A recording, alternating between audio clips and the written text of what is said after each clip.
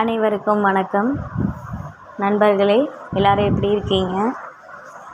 எல்லோரும் நலமுடமும் வளமுடமும் வாழ, நலமுடன் வளமுடன் வாழ இறைவனை பிரார்த்திக்கிறேன்.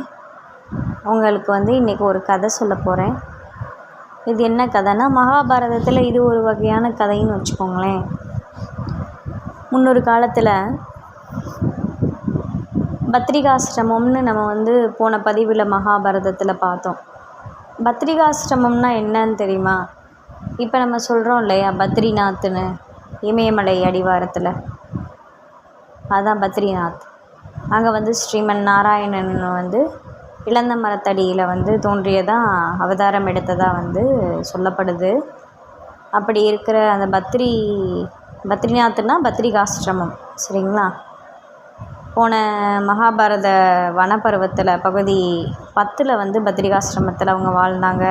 அதை விட்டு பஞ்ச பாண்டவர்களுக்கு போக மனசில்லை, 10 ஆண்டுகள் அங்கே தான் இருந்தாங்க அப்படின்னு கதை சொல்லியிருந்தேன். அந்த பத்ரிகாசிரமத்தில் இப்போ ஒரு ஏழை, இந்த கதையில் ஒரு ஏழை இருந்தாராம். அவர் ஏழையாக இருந்தால் கூட தானம் பண்ணணும். அதாவது என்ன தானம் அவர் பண்ணாருன்னா, நீர், குடிக்கிற தண்ணி, அந்த தண்ணியை தானம் பண்ணணும் அப்படின்ற எண்ணம் கொண்டவராம். என்ன இருக்கோ அதை தானம் பண்ணுறாங்கங்க, அப்படி வச்சுக்கோங்களேன். அவர் ஏழையாக இருந்தாலும் வறுமையில் இருந்தாலும் தன்னை நாடி வரக்கூடியவர்களுக்கு குடிப்பதற்கு, தாகம் தணிப்பதற்கு நீர் கொடுக்குறார், சரிங்களா?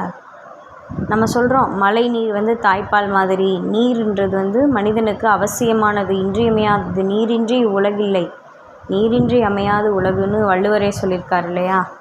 அந்த மாதிரி தண்ணீர் ரொம்ப ரொம்ப முக்கியம் அடிப்படை வசதிகளில். அப்படிப்பட்ட தண்ணீரை அவர் தானமாக கொடுப்பாராம்.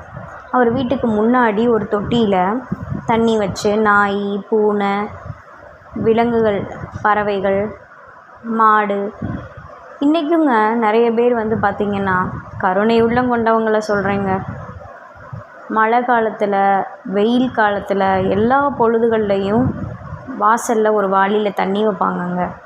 போகக்கூடிய அங்கே இருக்கக்கூடிய ஜீவராசிகள் தண்ணியில் வெயில் காலத்தில் குறிப்பாக அந்த நீரை அருந்திட்டு போகுங்க. அது எவ்வளோ புண்ணியம் அந்த நீர் கொடுத்த காரணத்தினால அவருக்கு என்ன நடந்ததுன்றதை இந்த கதை மூலமாக உங்களுக்கு நான் சொல்ல போகிறேன். நீங்களும் இதை பின்பற்றலாம். என்னுடைய சப்ஸ்கிரைபர்ஸ், என்னுடைய நேயர்கள் இந்த விஷயத்தை, தண்ணீர், உணவு கொடுக்குறீங்களோ இல்லையோ, குடிப்பதற்கு தண்ணி கொடுங்க என்ன, அதை இந்த கதையின் மூலமாக நான் அழுத்தம் திருத்தமாக நான் பதிவு பண்ணுறேன். நீர் பார்த்திங்கன்னா, அந்த காலத்துலலாம், அதாவது ஒரு 10-20 வருடங்களுக்கு முன்னாடிலாம் யாராவது தண்ணி கேட்டாங்கன்னு வச்சுக்கோங்களேன், நம்ம வீட்டு வாசலில் அம்மா தண்ணி தாங்கம்மா குடிக்கிறதுக்கு, பானைலாம் வைப்பாங்கங்க. நாங்கள் ஸ்கூல் படிக்கிற காலத்துலலாம் வீட்டுக்கு வாசலில் பானையில், குடத்தில் தண்ணி பிடிச்சி தட்டு வச்சு, டம்ளர் வச்சு மூடி வச்சுருவாங்கங்க. ஸ்கூல் படிக்கிற பிள்ளைங்க தண்ணி இல்லைன்னா அங்கே குடிப்பாங்க. அது போக நடந்து போகிறவங்க வர்றவங்க யாராவது தண்ணி வேணும்னா மோந்து குடிப்பாங்க. இப்படிலாம் இருந்துச்சுங்க. மண்பானையில் தண்ணி பிடிச்சி வைப்பாங்க. ஆனால் இப்போ அந்த மாதிரி பார்க்குறதே அபூர்வமாயிருச்சுங்க. மக்களுடைய மனமானது ரொம்ப குறுகி போயிடுச்சு. அதனால் குடிக்கிறதுக்கு தண்ணின்னு போய் கேட்டால் கூட அவன் திருட்டு பையனாக இருப்பானோ, காலம் அந்த மாதிரி மாறிடுச்சுல.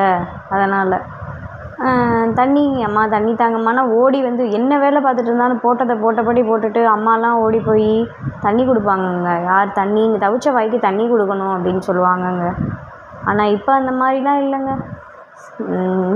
காலமும் அப்படி ஆயிடுச்சு.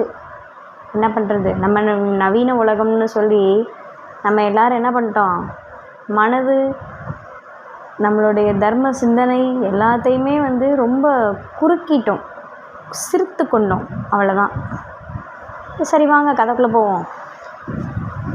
அந்த பரம ஏழை இருக்கார் இல்லையா, அவர் என்ன பண்ணுறாரு, தண்ணீர் தாகம்னு வர்றவங்க ஜீவராசிகளாக இருக்கட்டும், உயிரினங்களாக, எல்லா உயிரினங்களுக்கும் தண்ணி தர்றாரு. இதை பார்த்த நம்ம ஆள் இந்திரன் என்ன பண்ணிட்டாப்புல, அவருக்கு பொறாமை என்ன பண்ணுறாரு அப்படின்னா, இவன் எப்படி இப்படி தண்ணி கொடுக்கலாம், தண்ணி கொடுக்குறனால இவனுக்கு இந்திர பதவியில் கிடைக்கும் அப்படின்னு சொல்லி அந்த ஆளை வந்து என்ன பண்ணுறாருன்னா தண்ணி கொடுக்க விடாமல் பண்ணலான்னு சொல்லி என்ன பண்ணுறாரு, இந்திரன் வந்து அக்னி தேவனோட சேர்ந்துக்கிறாருங்க. அக்னி தேவனோட சேர்ந்துக்கிட்டு 2 பேருமா இந்த மாதிரி ஒரு தண்ணி கொடுத்துக்கிட்டு இருக்கான், அவனை போய் நம்ம சோதனை செய்வோம் வா அப்படின்னு சொல்லி இந்திரன் வந்து என்ன பண்ணுறாரு, அக்னி தேவனோட சேர்ந்துக்கிட்டு போகிறாருங்க கையை கோர்த்துக்கிட்டு. அப்படி போகும்போது என்ன ஆகுதுன்னா, அந்த ஐயா அந்த பரம ஏழையுடைய வாசலில் போய் நின்று தண்ணி தண்ணி தண்ணின்னு கேட்குறாங்க. அப்போ அந்த ஐயாவை வந்து ஒரு செம்பில் தண்ணி எடுத்துகிட்டு வந்து இந்திரன் கிட்ட கொடுக்குறாரு. 2 பேரும் வயோதிக ரூபத்தில் வந்து நிற்கிறாங்க. யார், அக்னி தேவனும் இந்திரனும் வயோதிக ரூபத்தில் வந்து நிற்கவும் தண்ணி கொடுக்குறாரு. குடிக்கிறாங்க. குடிச்சிட்டு இந்திரன் சொல்கிறாரு, எங்களுக்கு தண்ணி தாகமே அடங்கலை அப்படின்னு சொல்கிறாரு. என்னடா திரும்பியும் போய் மோந்து வந்து கொடுக்குறாரு, இன்னும் தவிக்குது அப்படின்றாரு. இப்படியே நடந்துக்கிட்டே இருக்குது. ஒரு கட்டத்தில் அவர்கிட்ட நம்ம அக்னி தேவன் என்ன பண்ணுறாரு, சட்டி பொட்டியில் அவர் வீட்டுக்குள்ளே இருக்கக்கூடிய சட்டி பொட்டியிலலாம் இருக்கிற தண்ணியை உறிஞ்சிட்டாராம் மாயமாக. என்னடா இது, வீட்டில் தண்ணியே இல்லையே, ஜலமே இல்லையே அப்படின்ட்டு, கிருஷ்ணா நீ அன்னைக்கு திரௌபதிக்கு அட்சய பாத்திரம் கொடுத்து வந்து காப்பாற்றின, அந்த மாதிரி இப்போ தண்ணின்னு வந்து கேட்டிருக்காங்க, என்கிட்ட கொடுக்க தண்ணி இல்லைன்னு சொன்னால் நான் பாவியாக ஆயிடுவேன், தண்ணிக்கு ஏதாவது வழி பண்ணு கிருஷ்ணான்னு கிருஷ்ணாவை வந்து கேட்டாராம். ஆபத் பாண்டவன் இல்லையா, உடனே ஓடி வந்துடுவார் இல்லையா கிருஷ்ண பரமாத்மா. அந்த தண்ணி பானை நிறைய தண்ணியை கொடுத்துட்டாராம். அக்னி தேவன்கிட்ட அந்த பானையே தூக்கி கொண்டு போய் அவர் கொடுத்துட்டாராம், குடிங்கன்னு சொல்லி. அக்னி தேவனால் அந்த பானையில் இருக்க தண்ணியை ஃபுல்லாக குடிக்க முடியலையா. ஏன்னா தண்ணி அவர் குடிக்க என்ன ஆகுதான், ஊற்று போல் பெருக்கெடுத்து வந்துக்கிட்டே இருக்கான். தன்னோட தோல்வியை ஒத்துக்கிட்டாராம் அக்னி தேவன். ஒத்துக்கிட்டு அங்கேருந்து 2 பேரும் புறப்பட்டாங்களாம். இன்னொரு நாள் இதே மாதிரி அவர் தன்னுடைய நீர் கொடுக்கக்கூடிய நீர்மோர் பந்தல், இன்றைக்கும் சித்திரை திருவிழாவில் பார்த்திங்கன்னா நீர்மோர் பந்தல் கொடுப்பாங்க மதுரை சித்திரை திருவிழாவில். அந்த மாதிரி தண்ணி தானம் கொடுக்குறத அவர் நிறுத்தாமல் பண்ணிக்கிட்டே இருந்திருக்காரு. ஒரு நாள் நல்ல இந்திரன் திரும்பியும் பொறாமைப்பட்டு என்ன பண்ணுறாரு, போகிறாரு. இவர் வந்து அதுக்கு முன்னாடி இவர் என்ன பண்ணிட்டாரு, இந்த பரம ஏழை என்ன பண்ணிட்டாரு, கிருஷ்ணன் கிட்ட கேட்டு, கிருஷ்ணா குடத்துல தண்ணி இருக்க போய் வந்து இந்த மாதிரி ஆகிப்போச்சு, என்னால் வந்து வந்தவங்களுக்கு தண்ணி கொடுக்க முடியாமல் போயிடுச்சு, நான் உன்னைய நம்பி நான் ஒரு கிணறு வெட்டுறேன் என் வீட்டுக்குள்ளே, அந்த கிணத்துல தண்ணி என்றைக்கும் வற்றாதபடி நீ தான்ப்பா ஊற்றா பெருக்கணும் அப்படின்னு சொல்லிட்டாராம். உடனே அந்த கிணத்துல தண்ணி வெட்டவும் தண்ணி ஊற்றா பெருகுது. அதை பார்த்துட்டு இந்திரனுக்கு கோபம் வந்து என்ன பண்ணுறாரு, அந்த ஏரியாவில் அந்த ஊர் இருக்கு இல்லையா, அவர் இருக்கக்கூடிய ஏரியாவில் வந்து எங்கேயுமே தண்ணி இல்லாமல் வறட்சியை கொண்டு வந்துட்டாராம். மழையை பெய்ய விடாமல், மழை பெஞ்சால் தானே நிலத்தில் தண்ணி விழுந்து ஊறும், அப்படி பண்ண விடாமல் மழை பெய்ய விடாமல் மழையை பொய்க்க வச்சுட்டாராம் இந்திரன் வர்ணன்ட்ட சொல்லி. அப்போவும் ஆனால் பார்த்திங்கன்னா நம்ம கிருஷ்ண பரமாத்மாவோட அருளால் என்ன ஆயிடுச்சான், அந்த அவர் வீட்டில் இருக்கக்கூடிய கிணத்துல மட்டும் தண்ணி ஊற்றானது ஊறிக்கிட்டே இருந்துச்சான். அதை வச்சு மற்ற எல்லா மக்களும் வந்து தாகம் தணிச்சுக்கிட்டாங்களாம். அதை பார்த்து தன்னுடைய தோல்வியை வந்து ஒத்துக்கிட்டானா இந்திரன். ஒத்துக்கிட்டு அந்த ஏழை முன்னாடியே வந்து, உங்களை நான் வந்து இந்திரலோகத்துக்கு கூப்பிட்டு போகிறேன், உங்களுக்கு ஏதாவது வரம் வேணுமா, நீங்கள் வந்து ரொம்ப நீர் தாகம்னு வரவங்களுக்கு குடிக்கிறதுக்கு நீர் கொடுத்த காரணத்தினால உங்களுக்கு இந்திர பதவி, அதாவது இந்திரனுக்கு சமமான பதவியை வந்து உங்களுக்கு கொடுக்க இருக்கோம், நீங்கள் என் கூட வாங்கன்னு கையோடு அழைச்சிட்டு போக வந்துட்டாராம்.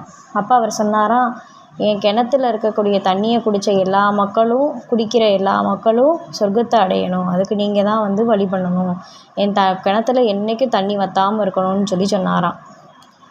இன்றைக்கி நம்ம பத்ரிநாத் போனோம்னா அந்த ஊற்று வந்து நம்ம பார்க்கலாமா, அந்த கிணறானது அந்த பரம ஏழையுடைய வீட்டில் இருக்குது அப்படின்ற மாதிரி சொல்லிக்கிறாங்க. சரிங்க, இந்த கதை உங்களுக்கு பிடிச்சிருந்துச்சுன்னா மறக்காமல் லைக் பண்ணுங்கள், ஷேர் பண்ணுங்கள், சப்ஸ்கிரைப் பண்ணுங்கள். அது மட்டும் இல்லாமல் நம்மளுடைய வாய்ஸ் ஆஃப் சம்மர் சேனலை சப்ஸ்கிரைப் பண்ணிவிடுங்க. மேலும் இது போன்ற புது புது கதைகளை கேட்கறதுக்கு நம்ம சேனலை பின்தொடருங்க. மறக்காமல் பறவைகளுக்கு, விலங்குகளுக்கு நீர் தானம் செய்யுங்க. எல்லோரும் நல்லா இருப்போம், நம்மளும் நல்லா இருப்போம். நன்றி, வணக்கம்.